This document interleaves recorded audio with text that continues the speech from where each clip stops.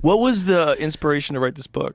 This Book of Hope by Michael Malice. The inspiration was, it's the story of the rise of the Soviet Union, what actually happened there. And part of the inspiration was, it bothers me how people, when they complain about how oppressive governments can be, we have no idea how bad it could be here.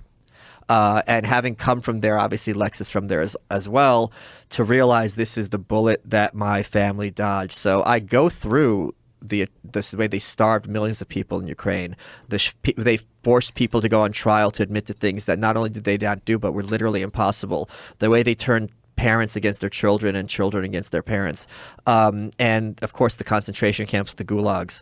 But the scary thing was, every step of the way, whatever atrocity happened, there were people in the West who are still in powerful agencies, New York Times, the New Republic, The Nation, who were tripping over themselves to not only excuse and defend these things, but to say, hey, we need to be more like Stalin here. So 75% of this book is as dark as it gets. A lot of times people tell me, oh, you're naive, you think people are basically good. No, but the point being, they lost. And they lost so hard that the country no longer exists. And we don't even talk about it. This was what was bothering me, that millions of lives were lost. People were tortured in ways that I completely unspeakable. And now everyone just pretends it never happened.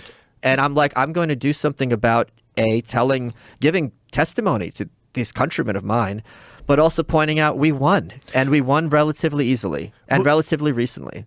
When you think about all the atrocities of history, why do you think that one, which is fairly recent, is not discussed as much? Okay. There's a couple of reasons. One is there's no easy narrative, right? So it's very clear in World War II that Hitler's a bad guy. We can't say Stalin's really a bad guy because why are we teaming up with him? People like the WWE version of history, right? Good versus bad. If he's on our team and we're the good guys, he can't really be that bad. So that's part of it. Second is, there would have to be a lot of accountability. When the New York Times is saying explicitly there is no starvation in Ukraine, and nor is there likely to be, in page A1 headlines, what are they going to talk about it now? So what year was this? Early 30s, the Holodomor. So were they getting bad information, or were they ideologically captured because they were Marxists? Like what? So their guy who they had there was someone named Walter Duranty, and he was a really interesting figure because he actually stole Aleister Crowley's girlfriend. Aleister Crowley was like the first big Satanist. And there were perverse incentives working behind the Iron Curtain. This wasn't the Iron Curtain then, that came later. But the idea was, if I'm in Moscow and I'm writing for a Western outlet, I have to get it through the censors. I can't just email somebody. I got to get you to approve it. So it's your job as the guy working for the government to make sure that what I'm putting out isn't too damaging to the Soviet Union. And you could play a game where you're like, let me talk to my supervisor. I have a deadline. You don't have any incentive to get back to me on time. I'm going to have to play ball. So that was one incentive, that even if you were the most honest reporter in these countries, you still had a lot of pressure to kind of toe the party line, or else they could just deport you overnight. I mean, where you're staying is at the government's largesse. So that was part of it.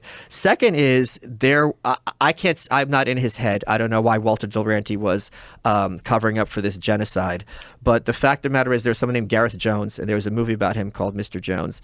And he's like, something's not adding up. So he went on a train through Ukraine, got out early, and just went through all the towns, and he saw for himself what was happening. These people are telling him we're starving.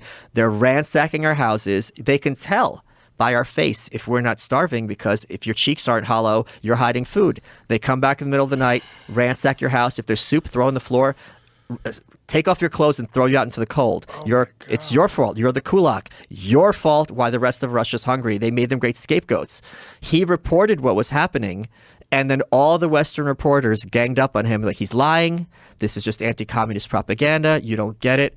So again, for another example was Henry Wallace, who was FDR's second vice president. He visited a gulag in Siberia, and he comes back talking about how they're well treated. There's all these people moving to Siberia. God. It's like the Wild West. They're frontiersmen. Oh, my God. And then Eleanor Lipper, who was on the far side of the fence, escaped years later. She was a foreign national. And she goes, I was there. We were imprisoned. We were beaten, raped, like starving, but they just put on a song and dance for you. Fell for it, hook, line, and sinker. So that story, I think, needs to be told, and that's one of the reasons I wrote the book. So people could see how much blood is on the hand of so many Western influencers to this day. Wow. And then you have these things where, like, for example, Joe Rogan gets arrested, right? There's nothing you can do to me. You can break my fingers. You could break my nose. I'm a tough dude, whatever. See what happens when your wife or kids get arrested. See you're gonna start confessing to. You're gonna confess to whatever the fuck they want. Whatever the fuck they want. Yeah. And that's the techniques that they used.